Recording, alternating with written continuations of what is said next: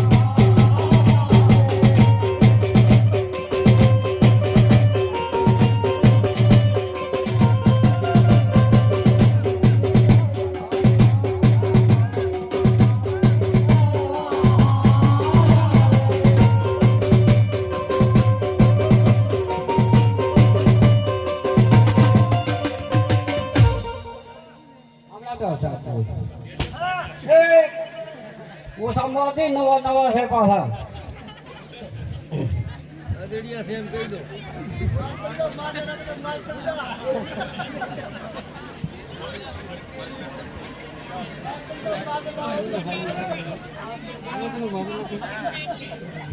અજરાદા ને વરદાન મને ગાલિયા રે.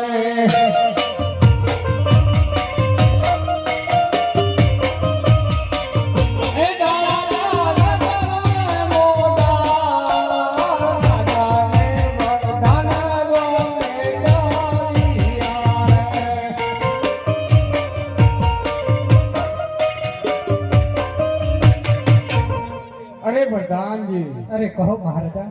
સામે તપાસ કરો કે ખેડૂત ભાઈઓ ખેતી કરવા જઈ રહ્યા હોય એવું મને લાગી રહ્યું છે, પરંતુ આપણા બંનેના ઘોડાના જોઈ અને ઝાડનો ઓથ પકડીને છુપાઈને ઊભા છે. શા કારણથી ઊભા છે જઈને તપાસ કરો.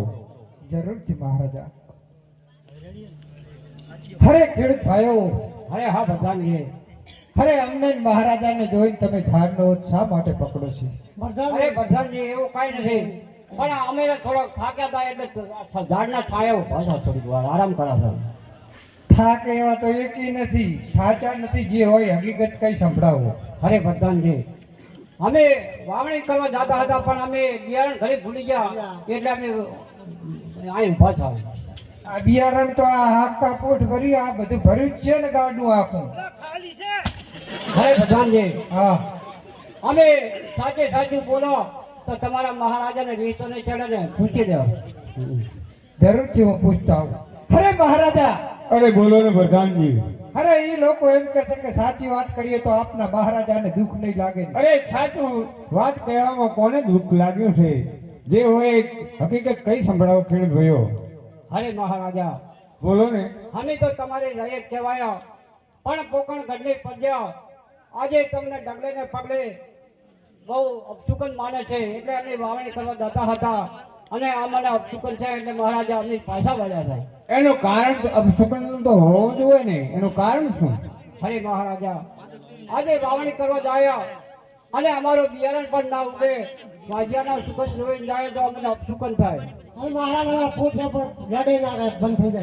તમારું કેવું એમ છે હા કે અજમલ રાજા પાપી પેટે વાંચ્યા છે એમને? હા મહારાજા. ભૂલો છો ખેડૂત ભાઈ.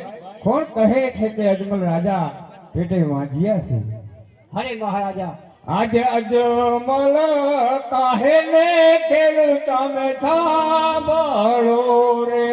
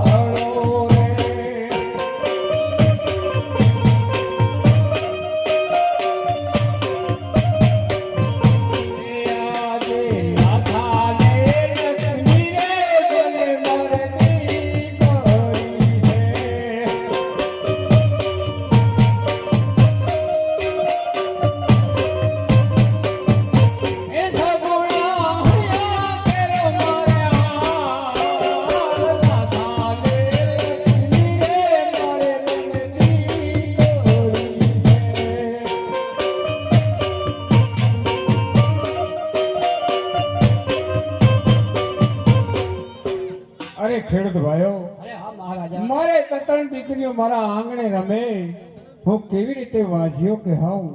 અરે મહારાજા, તમારી વાત તો સાચી છે પણ દીકરી તો પારકી થાપણ કહેવાય. કાલે પાખો આવે ને ઉડી જાય અને એમના સાસરે વહી જાય. ત્રણ દીકરીઓ અમે જાણે છે મહારાજ. સતત તમારે લૂલો લંગડો બાડો બોબડો કોઈ વારસદાર હોય તો તમારી ગાડી ચલાવે ને કે એક દિવસ તમારા રાજને તાળા લાગી જાય.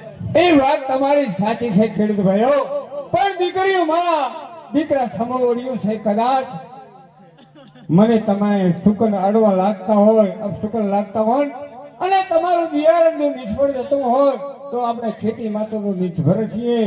આપણી રયત ભૂખે ટળવળે તો ખેતી કરવા તમારે જવું પડે, પણ તમે સારા શુકન લઈ અને ખેતી કરવા માટે જઈ શકો છો.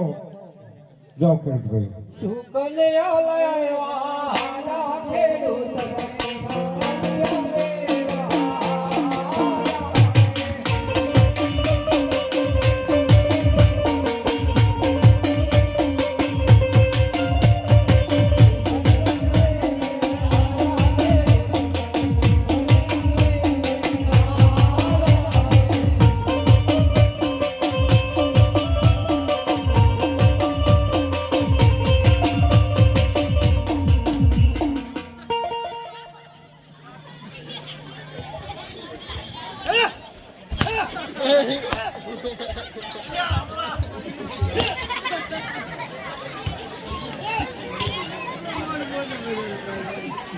જોયું પ્રધાનજી કે આપણે નગર કરતા જોવા માટે નીકળેલા, આપણે રાજ દરબાર બહાર નીકળ્યા ત્યારે આપણને જાણવા મળ્યું તમે તો કહેતા હતા કે આપણી ફોકડગઢની પ્રજા બહુ સુખી છે, પણ ના પ્રધાનજી એમને ઊંડું ઘણું દુઃખ છે, કારણ કે એમની વાત સાચી છે કે હું પાપી પેટે વાંચ્યો છું અને આ વાંઝિયાના સુગંધ લેવાથી એમનો પાક નિષ્ફળ જતો હોય તો આ રાજા ભાગ્યો રાજા શું પ્રજાનું ભલું કરી શકે? તો વાલા પ્રધાનજી હવે આપણે આગળ ચાલો. આજ રાજાને વરદાન બને